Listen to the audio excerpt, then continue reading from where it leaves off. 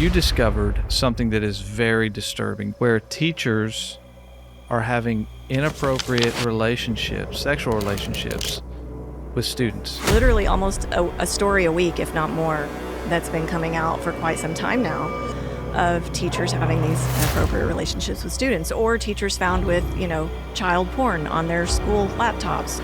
Most parents believe that if they find something wrong in their child's schools, that if they follow the rules, that when they drop their kids off at school, that everything is fine. But what if I told you that there was things going on inside the public education system that would shock you? What parent would think that when they drop their kid off at school, that they were going to be exposed by the adults in charge to sexually explicit content? No parent expects that. In this episode of the Defending Freedom Show, I sit down with Shannon Ayers from Citizens Defending Freedom, and what she reveals pulls back the curtain on what's really happening inside our public school systems. Is that the only red line we're willing to draw when it comes to our kids? Is hardcore porn? There needs to be a different standard. We're talking about book challenges that go nowhere. If it has these things in it, then it can't be in a school library. Laws with no accountability, and a system that often protects itself instead of children. Two little girls in your district got molested, and instead of being punished, you get promoted and you get a raise and an extension on your contract and a bonus. To school boards ignoring evidence, to misconduct that never gets properly reported. This isn't theory. This is documented. This is happening right now. And the bigger question is, what are you going to do about it? This is more than a conversation. It's a wake-up call. Welcome to the Defending Freedom Show. My guest today is someone who has spent years learning what's going on behind the scenes in public education. She knows how it works. She's been in the battle. She's got the receipts to show you, and that's what we're going to get into today. So my guest today is Shannon Ayers. Shannon, welcome. Thank you. Thanks for having me. Absolutely. So you're the Texas Education Director for Citizens Defending Freedom. My goodness, you've helped parents file grievances, you've sat through mediations, you've testified before legislature, you've helped change state law, important state law that we're going to get into a little bit later. But why don't you give us a little bit more about who you are? What was that tipping point for you personally? I think we all have kind of that turning point, if I may say, where we all got involved in this battle. What was that like for you? Well, like a lot of other people, I think for me, it was COVID. So at the time, I'm just a mom with two kids. They're grown now. I was a business owner, a small business owner in the area that I live in. And that business was completely destroyed, literally overnight, because of what happened during COVID. So while we were all stuck at home and, shut in our closed doors, watching the TV and the death ticker on CNN and all of that, the story started coming out because parents were now having to, their kids were having to go to school at home virtually, and parents were starting to see what was happening in their child's school classroom. And the information about these books, these library books that was coming out was just appalling to me. And of course, I was like everybody else, and still people today who say, well, those books aren't in my school library. Surely they're not in my library. And that's what I thought about mine. But I figured out how to find out. There are online library catalogs for every school district, most school districts, that you can go and see for yourself what is in your child's school library. And I did that and was just blown away. I mean, I was shocked that we did, in fact, have some of these just really sexually explicit books in my local school's libraries. So I got really mad about it. And I guess because we were all stuck in our houses and not allowed to do anything, it made me, I didn't have anything else to do. So, my business was shut down and I didn't have anything else to do. So I just started doing a lot of research on it and started trying to figure out what I could do to change it, because we all felt so helpless, I think, during that time, that this was something that I felt like I could at least make a difference and do something about. little did I know it was going to be a lot harder than I thought. No kidding. No kidding. Yeah. And no, that was for me too. It was COVID. It was the pandemic that got sparked me, that I realized this was more than just infringing on people's rights. It was really a spiritual attack on For sure. the Church of the Living God. When they came in and said, you got to close churches down, but you can keep liquor stores and strip joints and all that open. I knew that this was nefarious. Right. And, but yes, you're absolutely right. I think that there's a silver lining in everything, right? Because before that, I think people thought, as long as I'm paying my taxes and getting my kids to soccer practice and dropping them off at school, that somehow everything was fine. But it wasn't until you go through something like that you have to pivot and maneuver. And the idea that children now had to go and do class online from the house, I think it kind of gave parents the opportunity to get a peek behind the curtain, because now the classroom was coming in to the home. Oh, that's right. So it was very revealing. I think God used that to reveal what was going on in the schools, because I think it's been there for a while. And like you said, parents just drop their kids off at school. What parent would think that when they drop their kid off at school, that they were going to be exposed by the adults in charge to sexually explicit content? Right. No parent expects that. And I think that's a reasonable expectation. Absolutely. For a parent. Yeah. Absolutely. So since we're talking about the books, let's start there, because this has been a nationwide battle. I think it's I don't know particularly where it started. I want to say it's Fairfax, Virginia, or Loudoun County. Was it? Maybe, I don't know. For me, it started in my county. Yeah. So I remember when it became big in Virginia, but then obviously we live in Texas, and so you kind of started looking at this in Texas, as you mentioned earlier, but one of the things that at Citizens Defending Freedom is you come alongside and you help parents, and particularly those parents who care, they want to take a stand in a righteous way, but they don't know how to do it. Or if they have taken a stand and they've gotten pushback from the school district, or they feel like they're getting nowhere, that's where they reach out to you. That's where they reach out to Citizens Defending Freedom in Texas. So let's go back to when this started. There was a bill that you were involved in. I think it was HB 900. Tell us about that, and then let's get into this particular mom that you helped throughout this process. Sure. So HB 900, actually, that was right about the time that I was getting involved. And so I did not have a lot to do with the drafting of HB 900, but I was definitely there to testify for that bill because of what I had seen in the schools. And that bill was, it was a good start, but it laid the accountability in the wrong place, in my opinion. That bill tried to hold book vendors responsible for the books that they sold to school districts, rather than holding the school district responsible for buying the books. Because I personally believe a book vendor should be able to sell whatever books people will buy, right? That's the free market. So they should be able to sell whatever they want. Right. If a parent wants to go to Barnes & Noble and pick this up that's their decision. That's their decision. Right. And as a business book vendor, you're in the business of selling books. You're not in the business of rating them. You're not in the business of even reading them. Right. You're in the business of selling them. And so that's where they tried in HB 900 to lay the blame, though, on the people that were selling the books. And so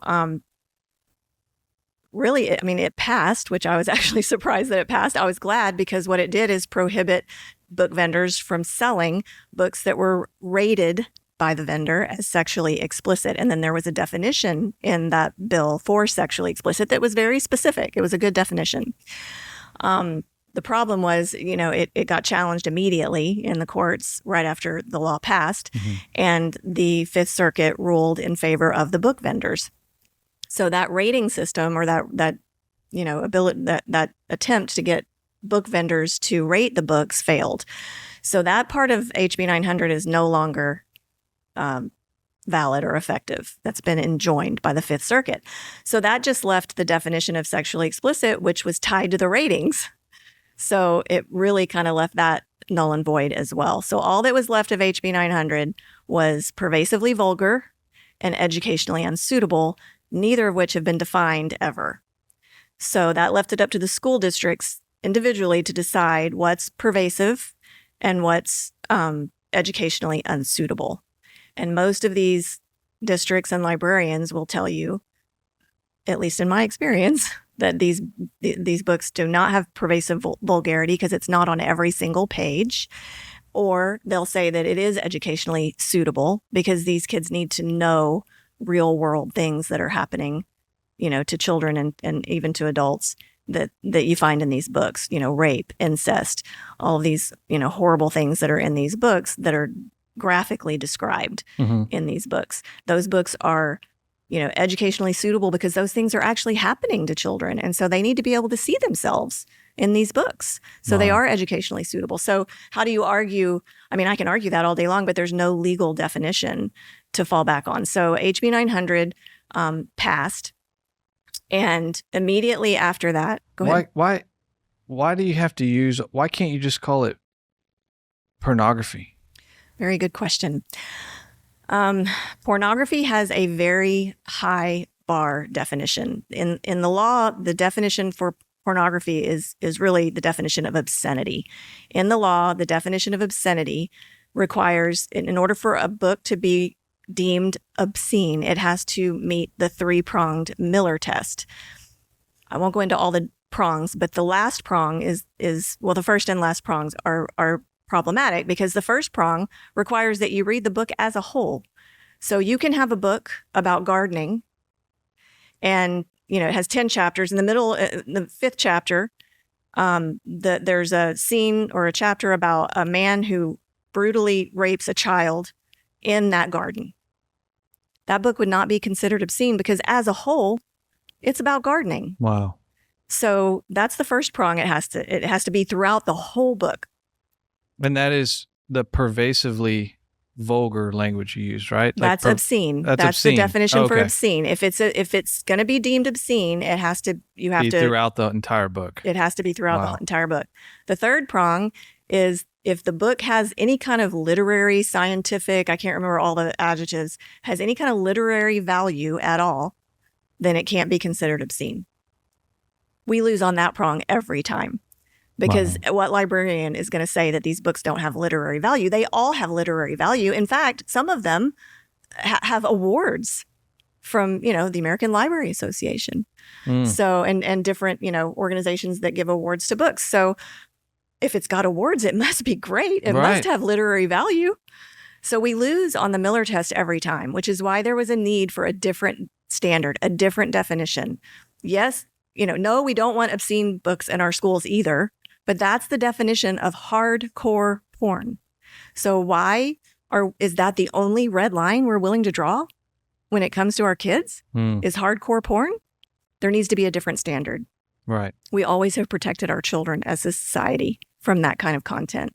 So that's why we came up with the definition of sexually explicit was brought. That doesn't require the book be read as a whole. It doesn't require it to have literary value. If it has these things in it, then it can't be in a school library. Whether it's one page or 50 pages. Exactly. If it's in there, it's got to go. Right. And if you read some of these things, which I know we'll do later, it shouldn't matter. You read these passages and people say, well, you can't judge a book by one excerpt. Oh, yes, I can. Yeah. I can. Well, it's amazing to me because if you show up at a school board meeting and you open one of these books and you read aloud from it, they will literally cut you off from the mic, tell you that that's inappropriate. Yes. And then in some cases, even escort or arrest the person that was speaking and send them out of the building. That has happened multiple times. It happened to me. I didn't get escorted out of the building, but I went into my local school board and I read from one of these books. Did not realize it at the time, but there was a child in the room when I did it, which I wish I had known that. I did not know that. But I went up and I read the excerpt, and towards the end, I was actually done with the excerpt. The president of the school board stopped me and said, I need you to stop reading that because there's a child in the room. And I was so taken aback, and everybody in the audience in the board meeting gasped because it was the irony was so palpable. I mean, it's like, really? I mean, and she said, "Did you know that there was a child in the room?" And I said, "No, I didn't, but that's my point." Did you know that this was on your library bookshelves? Did you know that there's where that children child in can your go school? get that book? Exactly. I mean, they kind of made the point they for you. They made the point for me. Wow. Yeah, they did. But yes, people have been, escorted out of many school board meetings for reading this stuff. And they'll outright say, "Ma'am, that's inappropriate." To which the response is always, "Of course it is." Right. That's why it doesn't belong in our school library. It's common sense. Yes. So tell us about this story about this mom who went toe-to-toe with her district. I think it was over 2 years this process unfolded. Can you just walk us through how that unfolded? Yeah. So after HB 900 was passed, this mom, and she was also very much in favor of HB 900, so she wanted to test it. So she found, of course, she knew that there were sexually explicit books in her school library. So she found the book, the titles of the books, and she submitted, I think it was almost 40 challenges for 40 different books, all at the same time. The process is generally, it's not the same exactly for every district, but most districts, there's a 3-level challenge process or grievance process. So she initially had to submit her challenge to the school, the actual library. I think it was the principal or somebody like that, assistant principal. They look at your form, and they look at the content that you've provided from the book, and they decide whether or not the book meets the standards from the law or not, and whether or not it needs to be removed. Principal said no, they weren't going to remove it. It didn't meet the standards of the law. They just completely, really, this was before HB 900 had even been enjoined by the Fifth Circuit, so it was in full effect. But they just said, no, these books aren't pervasively vulgar. They are educationally suitable. And so we're keeping them. But actually, it gets better than that, because when it went to the next level, the next grievance part, it went to the administration. And they actually admitted in writing that the books did have obscene content in them, which is already illegal. I mean, without HB 900, you can't provide obscene books to children. I mean, if I read this out in public to a child at, I don't know, you'd probably put on a list. I'd get arrested. I mean, you'd probably put on a list at the least. Crazy. So they admitted in writing to her that, yes, because they happen to have a policy in her district that said it's going to get an initial, when you challenge a book based on HB 900, it's going to get an initial look, and we're going to pull the book off the shelf immediately while we're looking at the book to see if, in fact, it does have obscene content in it. And then when they make that ruling, if it doesn't, then they put the book back.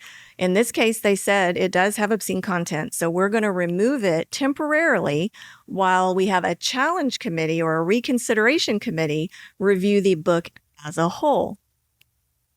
So it came off the shelves. Because they said that, yes, it did have obscene content. It went to the challenge committee, and that takes, oh my God, I can't even remember how many months that took for them to, read the book as a whole, come back and say, no, we think this book is fine. It has literary value, and we're going to keep it on the shelves. So they put it back on the shelf. She appealed that decision, which is the 3rd level of grievance, and that goes before the school board. Your elected officials. So now the school board, your elected official that you can vote out of office if you don't like their decisions, they're the ones that now have to read the book and determine whether or not it's something they want children in their schools to have access to. So she did that. At this point, I mean, through the whole process, by the way, if parents don't know, this is a legal process. The grievance process is a legal process. Most parents don't know that. They think they're just going to their school to air their grievance or air their complaint, and they'll work with the school to work it out. That's not true. I mean, a lot of times in these grievance hearings, a parent will show up thinking that they're just going to be, having a conversation with their principal, and lawyers will be in the room. The parent is outnumbered. The parent is out-lawyered for sure, which is why they need support from an organization like ours, because otherwise they're alone. It's a David and Goliath situation. Right. So she goes before the board. At that point, I mean, this is like a hearing. It's like a court hearing. You've got the school board at the front of the room with their lawyers sitting behind the dais with them. You've got the district and the administration and their lawyer sitting on one side of the room, and then you've got the mom. Wow. And if she doesn't have a lawyer, she's up against all that all by herself. So we stepped in. This mom came to us at her second level of grievance. I helped her with that. They denied her appeal, so she went to the board. We provided a lawyer for her to go before the board. That argument was very contentious. They treated her like they disparaged her, tried to make her look like she was just a troublemaker. It was clear to me, anyway, it seemed that the board and the district, there's two separate entities, right? The board is in charge. They're the boss, right? The board is the boss of the district.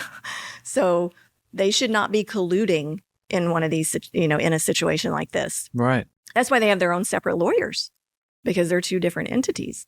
And so, but it was clear to me that when some of the board members asked questions of the attorneys, that they had talked ahead of time about what they were going to ask, because one of the board members asked specifically, how many grievances has this mom filed with this district in the last 2 years not related to books? How did the district have that information instantly? Exactly. She knew exactly how many times this mom had filed a grievance, and she had filed quite a few. So they were trying to disparage her, make her look like she was just a troublemaker, that she was just, like to raise trouble. So the entire questioning, I think that hearing went on for maybe 2 hours. They disparaged the attorney. They tried to, ask her questions about who was paying her and, who hired her, things that were completely irrelevant to the case. And so it was just a very contentious hearing. And ultimately they came back, they went back into closed door session to discuss with their lawyers. They came back and they denied her appeals, and they kept every single book on the shelf. Wow. So at this point you're at a grievance 3. Mm-hmm. The mom's done everything by the book, according to this HB 900.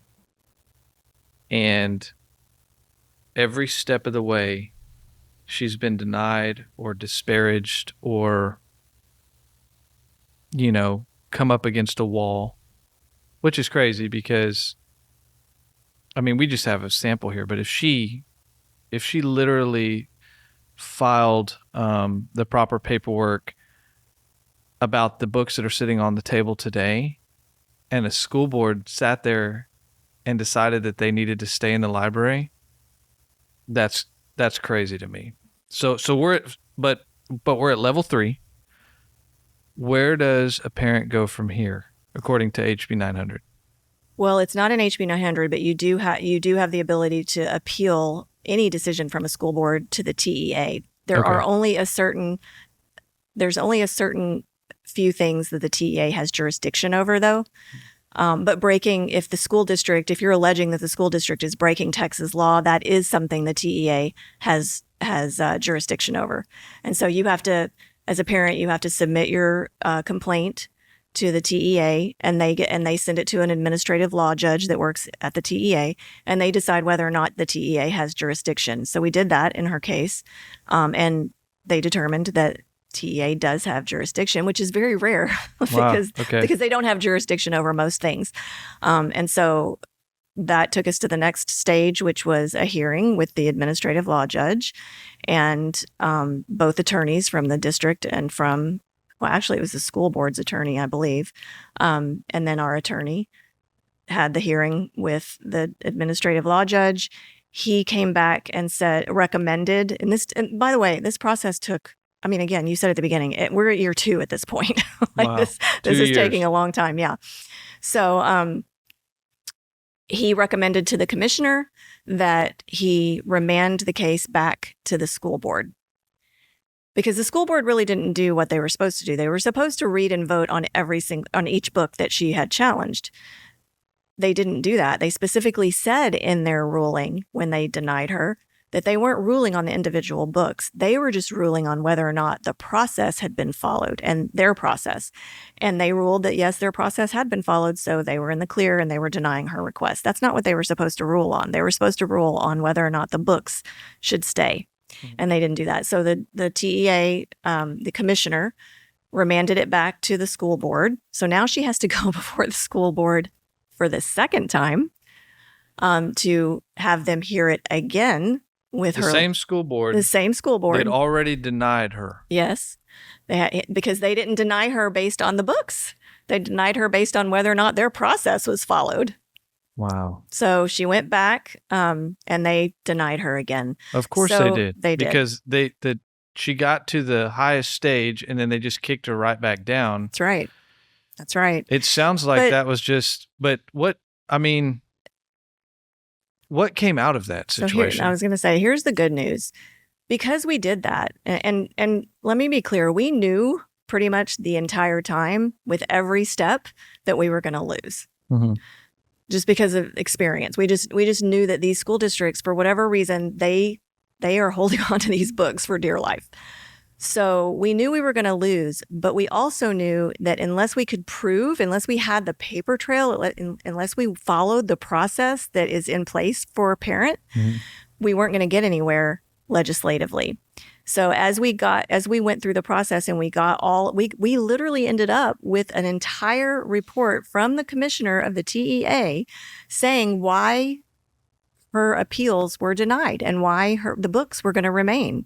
And the bottom line is the definitions in HB 900 weren't good enough. Pervasively vulgar, not defined. Educationally unsuitable, not defined. So we knew after going through that whole process what the problem was. Mm-hmm. Problem was the definitions in the law. So the timing was perfect because in Texas, we meet, as you know, every 2 years in the legislature. So this 2 years had happened and we were facing another legislation, another year of legislation. And we had this decision now from the commissioner. Took us 2 years to get it, but we got it. Yeah. And we used that in our testimony in front of the education committees to say, this is why we need this new bill. There was a new library book bill that was being introduced in the next session. Mm-hmm. And it had better definitions in it. Not perfect. It's still not perfect, but it had better definitions. And so I was able to sit before the education committee and say, here's the report from the commissioner saying what we need. That was SB 13, right? Yes. SB 13 was the law that passed the last legislative session. Wow. So, man, okay. And then SB 13 obviously became law. Yes. And so it strengthened it. It strengthened the process, but it still needs work. It still needs work because it does not have, well, two things. The definitions that were added were for profane and indecent. These are FCC terms, and they're used. The FCC defines those to determine it's what they use to regulate TV and radio. Right. So, in my mind, can you explain what those regulations are? Yeah. So I'm not. Rather than to give the official definition, I like to say it this way. Everybody knows what can't be on TV, right? Not cable. I'm talking about your network TV stations, right. NBC, ABC, CBS. Or radio stations. Right. You know that if you go on a radio show and you read some of this stuff, there's no way. Right. I mean, they're going to bleep you out or they're going to fine the radio station. The FCC is. Same thing with a TV show. If you acted out one of these scenes with no blurring out or no, not the insinuation of a sex act, but if you had a raw sex act on TV, they would be fined. My goodness, you can't drop the F-bomb on TV. The F-bomb is in these books on every page. You can't drop that on TV. You'll get fined for saying that on national TV. And we're not talking about Netflix. We're talking about regular cable, just so people understand. I don't even know if it's cable. Is it cable? It's channel NBC, ABC, CBS, your standard radio, TV stations and radio stations. So those definitions, in my mind, if a book has, something you can't show on a TV show or something you can't read on a radio station, then it can't be in a school library based on SB 13. Mm-hmm.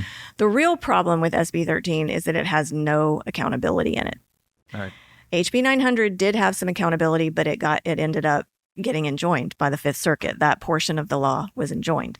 So that had no teeth, and now SB 13 has no teeth. I testified to that.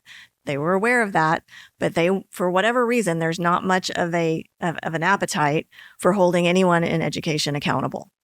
So it seems to be a pattern. It is. We on another episode, I interviewed Debbie Lindstrom, and we were talking about election integrity and some of the laws there. And it seems that this pattern where they make laws, but they have no teeth. They have no accountability in them. Why do you think that is? I probably could say the answer, but why do you think that is? I think that legislators want to get reelected. That's their number one job, is to make sure they can get reelected. And they can get reelected by passing laws that look like they're doing something that their grassroots and their support team, their constituents want. Most constituents aren't well versed enough, I guess, in law. And, to be honest, I wasn't either. It takes some training. Right. To even look, they look at a law and they say, oh, it says you can't have sexually explicit books. Yay.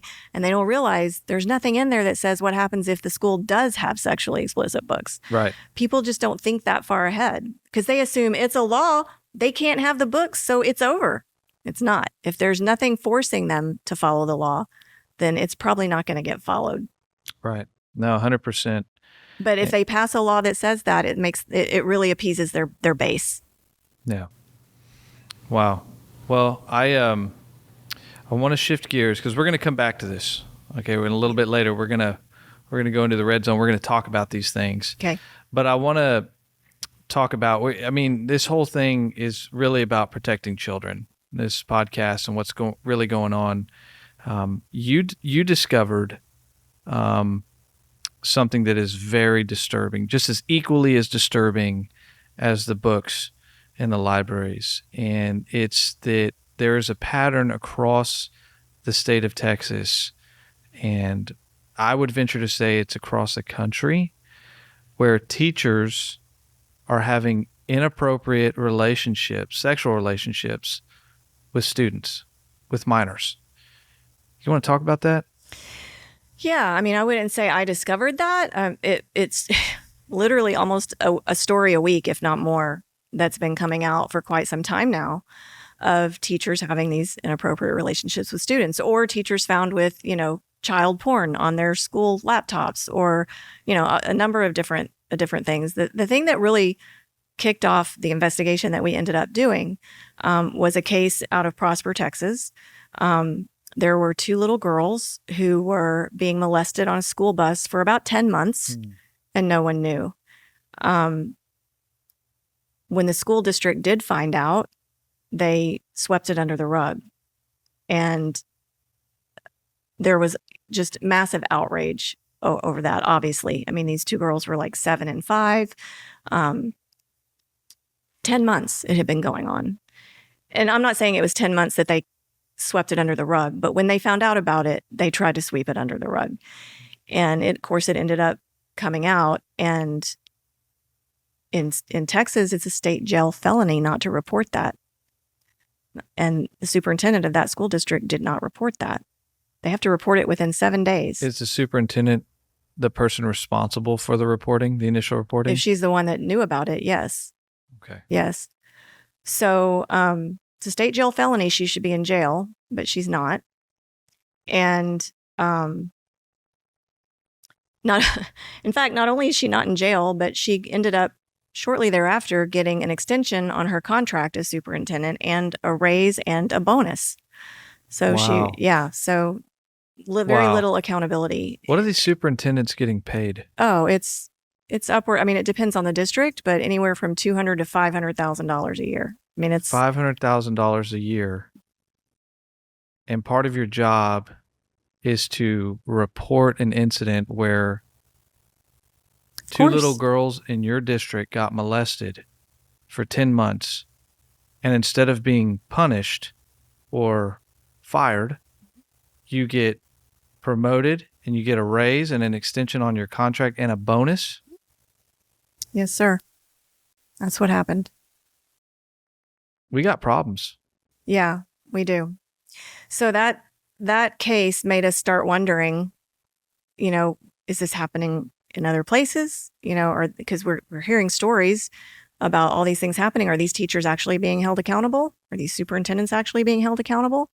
And so we launched an investigation. By we, I mean Citizens Defending Freedom.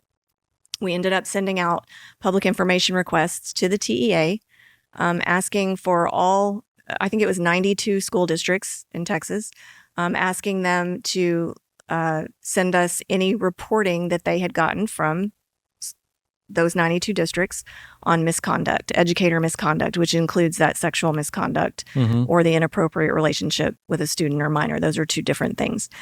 And we focused on those two areas. And the results were astonishing because, I mean, even stories that we had seen in the news, those teachers had not been reported. So the TEA sent us all the information that each district had submitted for, in reporting these predators. Wow. And these teachers that we knew publicly had been exposed for doing these things had not been reported. And the ones that had been reported did not lose their teaching certificate.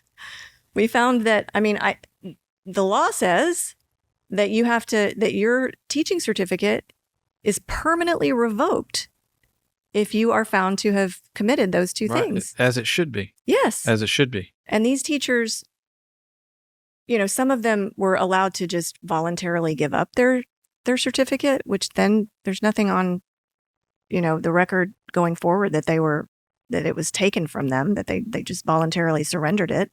So that allows them to go and get, teach maybe in another state, get recertified somewhere else. So because this isn't being properly reported, let me just connect the dots here. So if a teacher who's a pedophile molests a kid and it doesn't get properly reported, and there's exposure around that, or the school district tries to sweep it under the rug, or however we want to put that, there's no proper accountability, and this teacher, aka this pedophile, can just leave that school district and go down the road and get a job at another school and continue doing this? Yeah, because if he's not reported even to the TEA, or she, there's been women too, if they aren't reported to the TEA and there's nothing that's done to them, and a lot of times that happens because school districts, the one thing they don't like is bad press. They don't like bad news coming out about their district.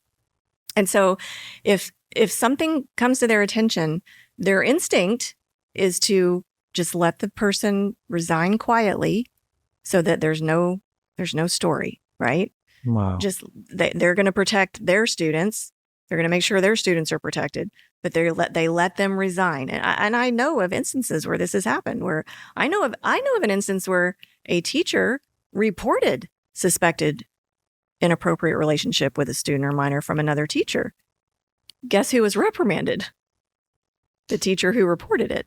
The person who reported it? Yes. The teacher that reported it? Now, what kind of culture does that create in a school district? Do you think any other teacher who saw what just went down with that teacher is ever going to report anything that she sees? And it's crazy because I would think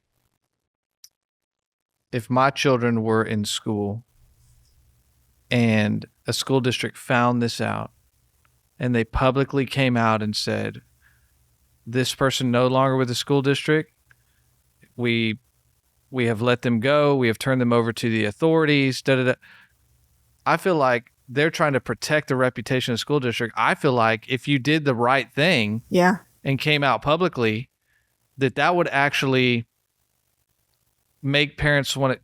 That's a school district I want my kids to go to because they're transparent.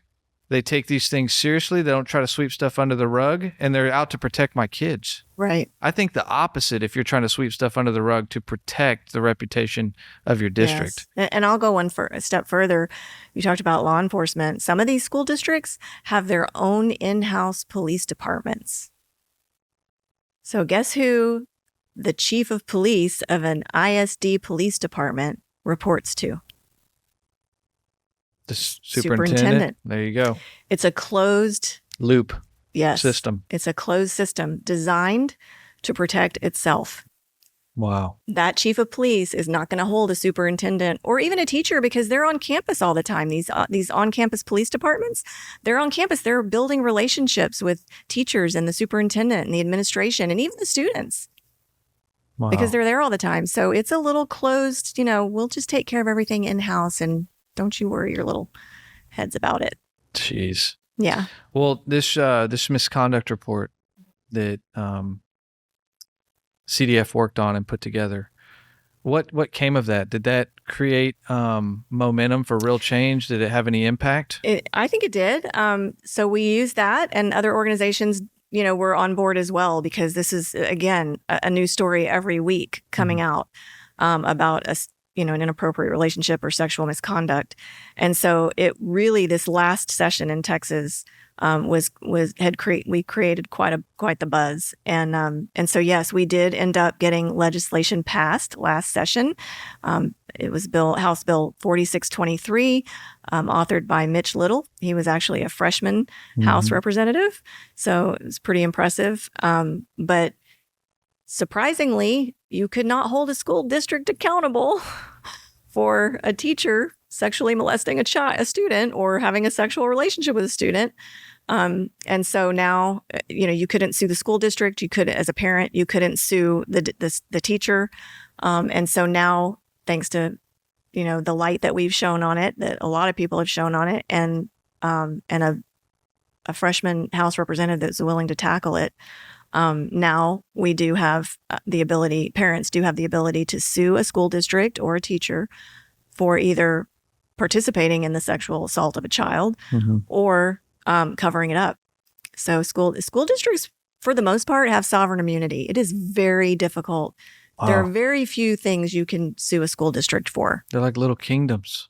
They're like little kingdoms. With little Napoleons. Yep.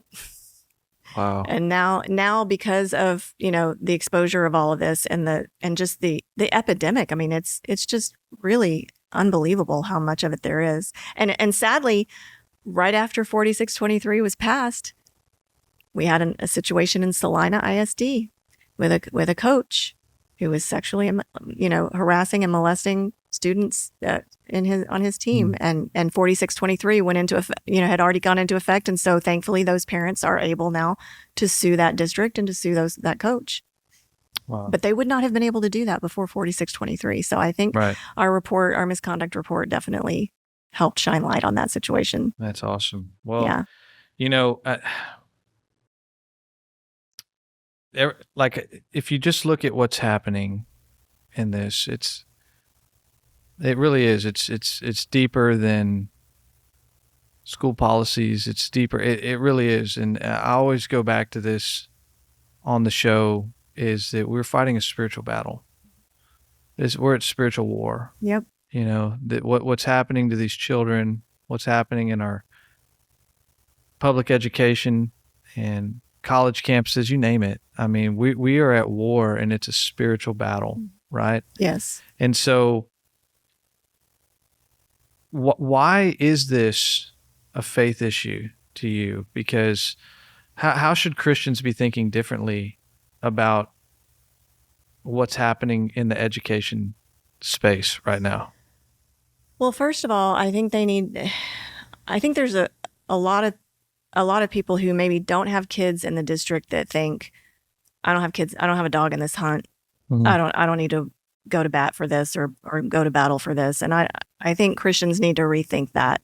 These are children. These are God's children, and they're children in your community. Even if you are a parent that has kids in private school, or you homeschool, your kids are going to come in contact with these children that are being exposed to all of this stuff. Mm-hmm. I mean, let's face it, the vast majority of kids are in public school, and they're the ones that are going to become our doctors and our lawyers and our teachers, and our caregivers when we get old. I mean, this is who and our future legislators and our future pastors. Right. I mean, these kids are our future. Mm-hmm. And so I think Christians overall, broadly speaking, need to get outside the four walls of the church and get involved in their local communities. And I don't mean serving in, you can, I mean, I'm not saying it's a bad thing to serve in some kind of ministry outside of your church, food bank, or, however you want to serve. But local politics is what's really going to make the biggest difference in your life, in your day-to-day life. Absolutely. And how things, so the church needs to come outside the four walls of the church and go to school board meetings and go to commissioners court meetings and go to city council meetings. That's where all the decisions are being made that are affecting your family. Mm-hmm. And the families in your church, And by the way, pastors. And yes, it's these children that come to your youth groups and they come to your children's ministries. The school system has them for what, 40 hours a week? Yes. And then the church has them for an hour. Lucky if you have them an hour on Sunday if everybody shows up to church, right? If they're regular goers. If not, then these kids are just continuously exposed to this stuff in public education. And that's why it's so important that we have to be involved in what's happening in public. As you said perfectly, we have to get outside the four walls of the church. We have to be involved in what's happening at our school board meetings. Because if not us, if not Christians, that void will be filled with something. And we're seeing what it's being filled with. It's being filled with evil. Right. So if not us, who? That's right. Yep. Well said. So I want to shift to another story. This happened at Arlington ISD, and there was a case, and this will show how some of the districts operate, right, when it comes to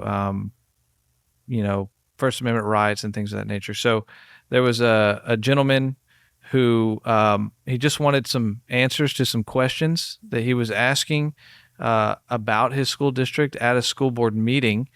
And instead, what he ended up with was with a lawsuit. The school district came after him. Can you walk us through that case and what happened? Yeah. So he actually didn't. I don't think he went to the school board meeting. I think he just sent an email asking questions. Oh wow! It was just an email. Just sent an email saying, "Hey, I want to know what your policy is on gender identity, transgender students in bathrooms." And he wanted to know how they were addressing those issues that were very pertinent to the day, and they still are. And they just basically ignored him. They just didn't answer. So that's when he did go to the school board, and he filed a grievance. And he said, he didn't go to the school board right away because, again, there's three levels of a grievance process. So he filed a grievance. These hurdles parents have to jump through. Yes. Yeah. So he filed his first grievance. The people that were ignoring him said, "We're denying your request, so we're not going to answer your questions."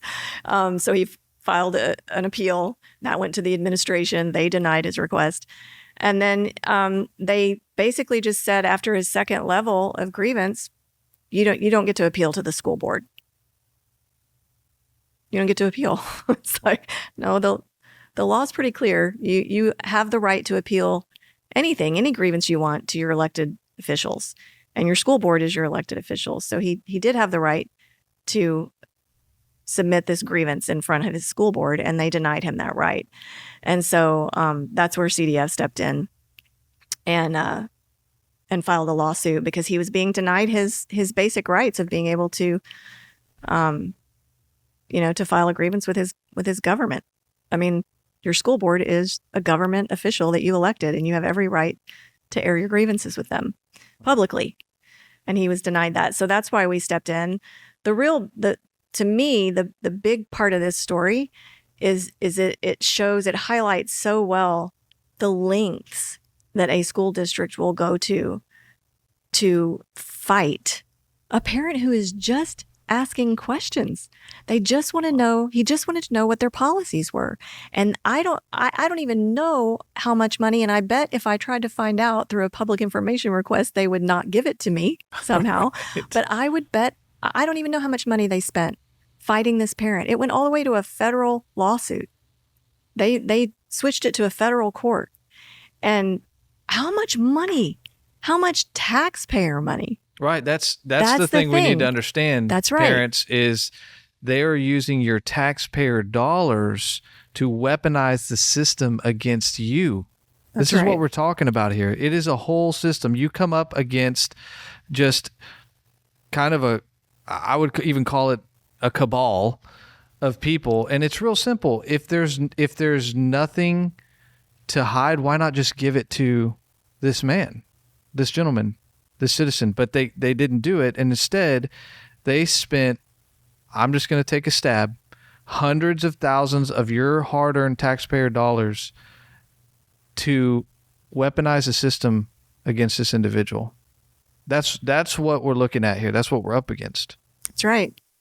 That's right. And that's why organizations like ours are so important, because parents are out there on their own. They have no idea how to fight this. They don't even know what their rights are.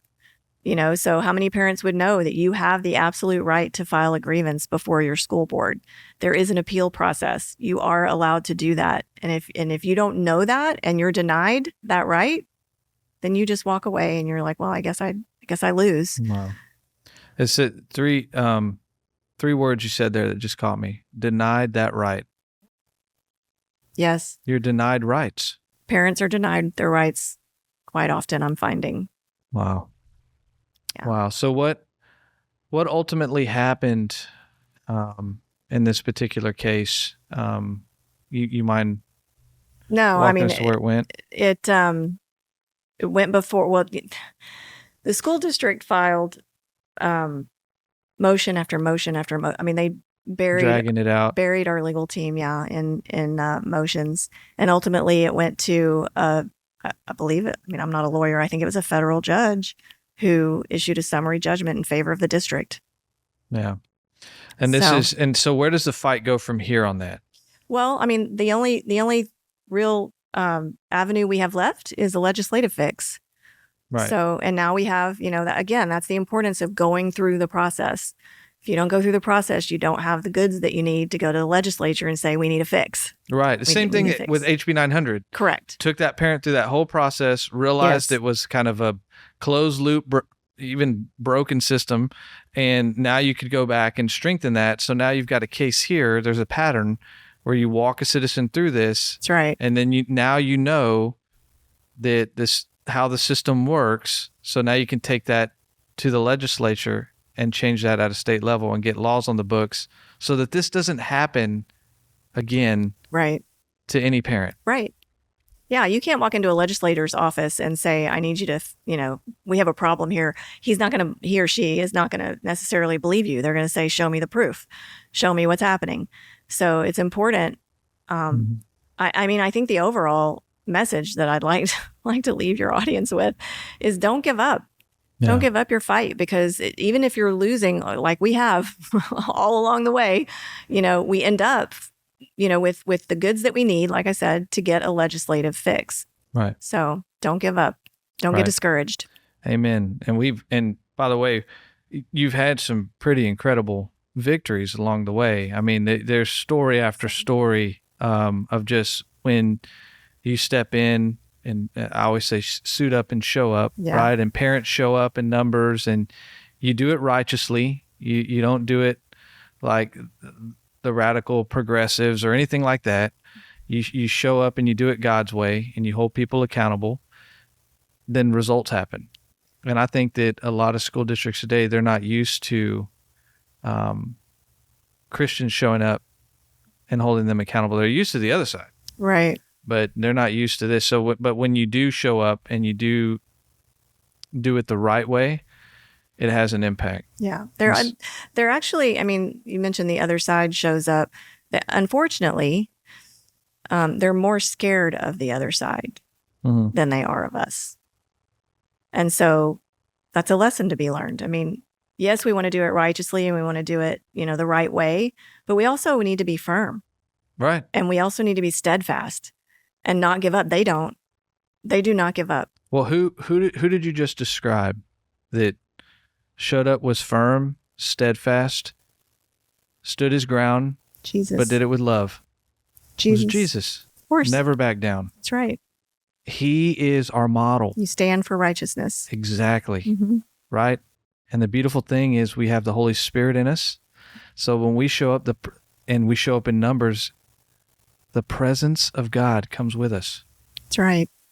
And that's why we have to get out. We have to get involved. We can no longer stay silent on these issues. We can no longer bury our heads in the sand and just think, someone else will take care of that. Or, we don't get involved in politics. No. This is no longer a political battle. This is a spiritual battle.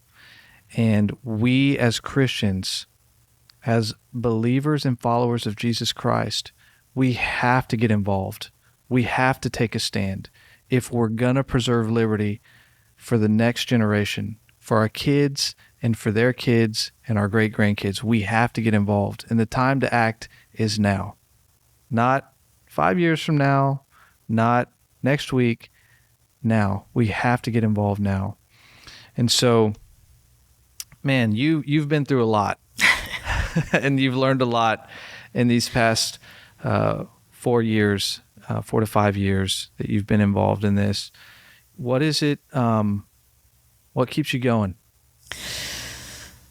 Oh gosh, I don't know. I just have this just really strong desire for justice and for righteousness to prevail. I want Jesus to prevail. I want our kids to have what we had when we were growing up. I want them to have a safe learning environment. All kids, I mean, you can have all the school choice in the world that you want, but the majority of kids are always going to be in our public schools, and we can't just dismiss them and just say, well, that happens in public schools. I'm not okay with leaving it like that.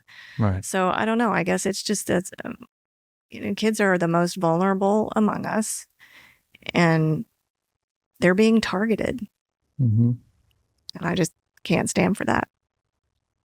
Amen. Well, for the person that's listening to this right now, who wants to fight, doesn't know how to start, doesn't know what to do, what's your advice for them? Go to your local school board meeting. Contact Citizens Defending Freedom. Go to our website, citizensdefendingfreedom.com. We have all kinds of resources on our website to help you get started. If you want to audit your own school library, there's a whole toolkit on there to teach you how to do that. You can always reach out to us. We're here to help. But I can't stress enough that we have to be present. We have to participate. You have to go to your school board meetings. Those meetings, I go to them all the time, and the room is largely empty. And that's where all the decisions are being made about kids. Yeah. About the kids in your community, their curriculum, what's in the school libraries. I mean, now more than ever, your school board is responsible for what is they're directly responsible now because of SB 13 for what is in your school libraries. Hold them accountable. Know where they stand. How do you know where they stand if you're not there? Right. So show up. Couldn't agree more, Shannon. Yeah. Thank you so much for coming out here and joining me on the show. I appreciate everything you're doing. Thank you. Thanks for having me. Well, I hope you enjoyed this episode and that you get a lot out of it and that you actually take action from what you just heard. But now, Shannon and I are going to go into the red zone, and we're going to be talking about a really insane topic. We're going to be getting into what's actually in the children's library. And I hope that you can join us. If you want to go with us to the other side, join us on our Patreon account. Subscribe today and become a member, and you'll get to hear what Shannon and I are about to discuss. Shannon, you ready? I'm ready. Welcome to the Red Zone.